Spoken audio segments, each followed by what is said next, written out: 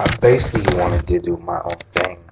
I wanted to go out there and just continue and to indulge in the darkness that had overtaken me. So, it became a very big battle um, between my mother and I, between God and the evilness that was inside of me. But I'll tell you one thing, that my mother's prayers started to eventually affect me. I started to want to know God, even though I had that evil inside of me. I started to want to know who was grasping onto my mother, what was causing her to change, and what was causing her to want to turn a new leaf and turn away from all the power that came with witchcraft. So you know what? Church service,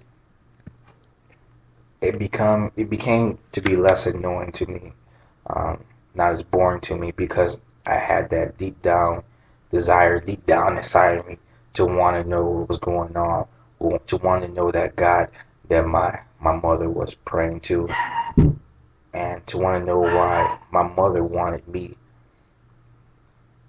to be delivered from the evilness that was inside of me. She wanted Christ to be my savior. So you know what? I did go to church services. I did hang out with some of the people there, some of the youth there. But you know what? Satan still had that grasp on me.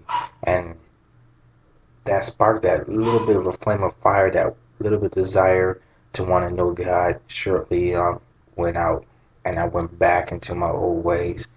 I went back into wanting to know about power, and to want to know about um, um, gifts of evilness, whatever you want to call it. That was my desire. That was my want. That was what I associated and wanted my life to be. That was my reality.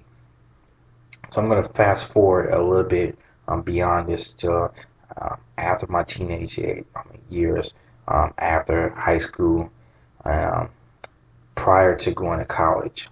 Okay, my mother eventually got a divorce from my stepfather because he was a dog. He was a low down, dirty dog. He was into the Freemasonry. He wasn't trying to hear about the God that my mom was involved with, the God that my mom had a relationship with. So that relationship dissipated between my stepfather and my mother. And my mother, she moved back to Wisconsin. We were living in California, but she moved back to Wisconsin. And you know what? Shortly I followed, and I moved back to Wisconsin with my mother. Well, first, I'm sorry, I went to Georgia, for a while, and then I moved to Wisconsin with my mother. And you know what? And then, my mother was still praying. She was still going to church, and I went to church with my mother. I did listen to the service and whatnot, and I wasn't so hearted at that time because I was a little bit more mature, whatever. But I still wasn't really trying to get a grasp onto the gospel until one thing happened to me. Like I said, I was into witchcraft. I was into teachings of the occult and whatnot. And one day I had an experience that really opened up a door to want to have increased knowledge, increased power about on the demonic side, whatever. And then shortly after that event, I was brought to Christ. But I'm gonna go ahead and tell you about that event. One day when I was sleeping, I woke up and I was completely paralyzed. But the only thing I could do is I could see with my eyes what's going on around the room, but I couldn't move, I couldn't talk, I couldn't speak or anything like that. So I woke up in shock, because can you imagine just laying down in the bed and you can't yell, you can't scream, you can't move, you are totally paralyzed, and the only thing you can do is see. So I'm looking around the room, and all of a sudden I notice that I see these shadows moving all around the room. Shadow people, or if you want to call them that. Shadow people moving all across the room. And these shadow people came up right in front of my face, and they started speaking an unknown tongue, like a demonic sounding language, whatever, speaking to me. I couldn't understand what this demonic force was saying to me. And after that, this force jumped on top of me, and I felt like I was being smothered, and I was going through sheer panic. I did not know what to do. The only thing I wanted to do was just come out of this state of trance or whatever state I was in.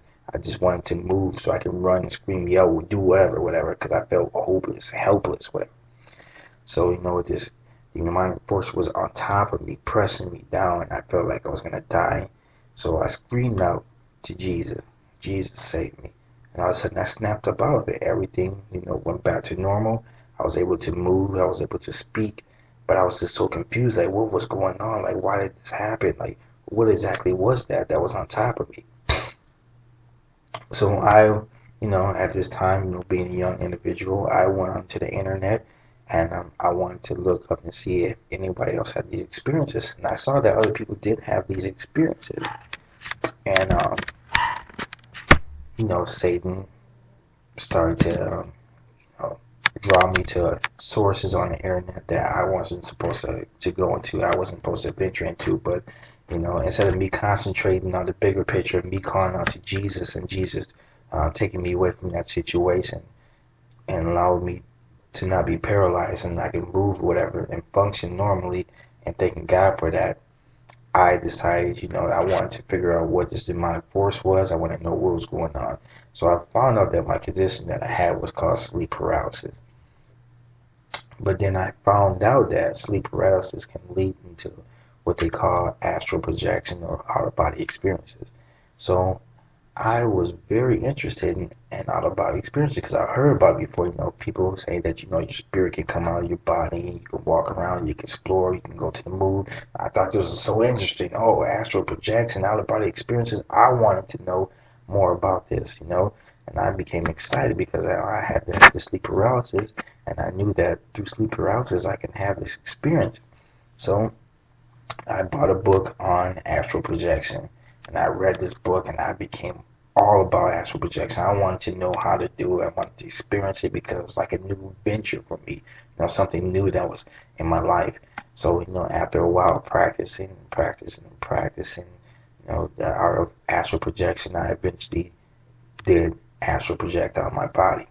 And that experience to me was just so exhilarating at that time, because now I knew that there was this real spiritual world out there. I knew that everything that was going on with me since I was a little child was not fake, but there was a real source of power. I knew that witchcraft was real. I knew that this was real to me, that my reality that I saw in the physical realm that I associated with just being just born, whatever, that there was something beyond that, and that's what I like, that's what I love.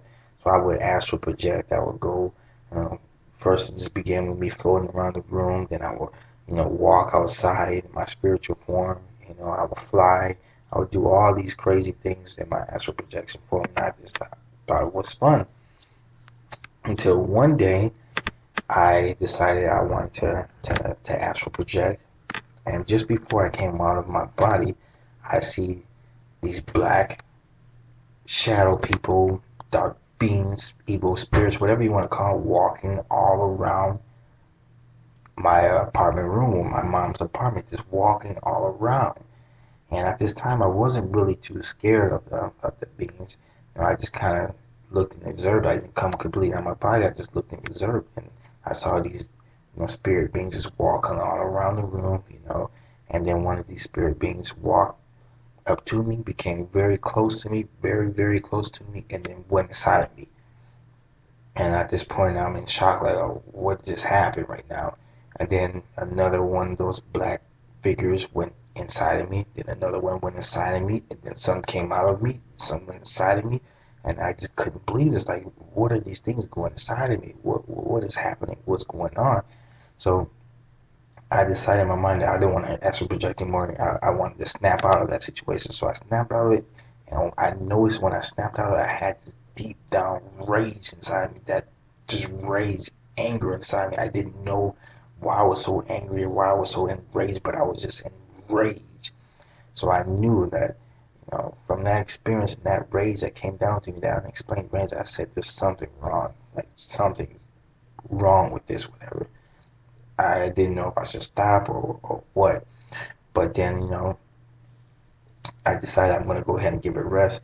But then the astral projection just started to happen on its own. Sleep paralysis happened on its own. Out-of-body experiences happen on its own. Unwillingly, I'll just wake up and I'll be floating on top of the ceiling somewhere. And I'll wake up and I'll just be in a different type of room. I'll be somewhere different, whatever. And it just started to happen beyond my control. So, you know what? I decided that, if I really want to stop this, I need to figure out who I can talk to or research, whatever. Or I needed to figure out what was going on, how to stop it. So I went online, I did my research, and I found a Christian website about people who dabble in that code and astral projection and everything like that. And I found out that these spiritual beings that were coming inside of me were indeed evil spirits or demons, whatever you want to call them. So, you know what, I decided, I need to get back to the church, whatever. I need to go to church and be with my mom, go to church, whatever. So I started going to church with my mom, and then, and trying to praise God, but I never really fully committed my life to God. I just wanted this stuff to stop, the evil stuff to stop, whatever my life I wanted to stop, whatever. But I didn't want to commit myself to God. I didn't want to really commit myself to Christ. But then, one day I went to church, and all of a sudden, I got into this astral projection state, a state right before astral projection, right before coming out of your body, and I saw these demons walking all around the church, evil spirits walking all around the church, and I'm thinking, like, what the heck is going on? This is supposed to be holy ground. This is supposed to be church. Why am I seeing these demons inside this church? Shortly after I had that experience, I found out that this church indeed was under demonic influence. It was corrupt, whatever. So you know what? After a while, I started reading my Bible. I started picking up my Bible. I wanted to know more about God, about Christ, and everything like that. I wanted to know, well, if this evil side is real, if this evil side is true. I wanted to know, what about the good side? Is there a God? Is there a Christ? And the more I read, the more I fell in love with the Gospels. The more I heard about Jesus' teachings, the more I fell in love. The more I fell in love, the further I was drawn away from darkness. And to the point where I say, you know what, Christ, I want to give you my life.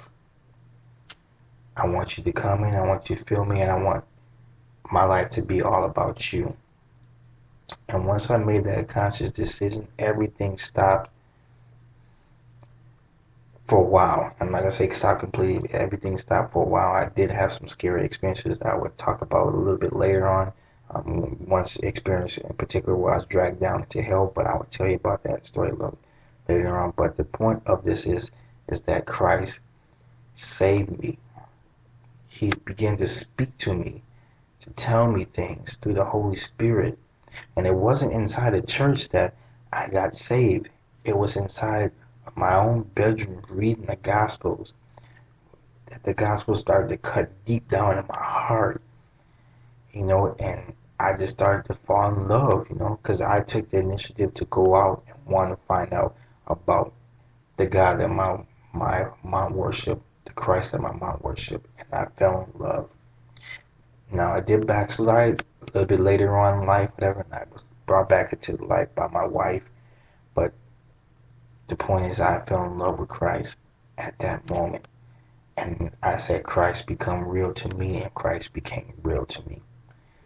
And it's been a battle as a Christian, I've been through the spiritual warfare, the in and out, going back to my first love or whatnot. But the point is that now I'm redeemed, I'm sealed, I'm on fire for Christ. And I want you to hear my story so that you know that you too can be saved and that Jesus is real. And Jesus is real, but there's also the dark side that is just as real too. Satan is real, and I have a lot more experiences that I want to tell you about. That I try to keep this testimony short, just for time's sake, but a lot more experiences that I will tell you about. I want to get into the Word in the next video. We're going to study the Bible together. I want to open up debate. I want all atheists, whatever, Buddhists, Mormons, whatever you are, I want you to come to this page. I want you to watch my channels, watch my videos, and I want you to explore what I've explored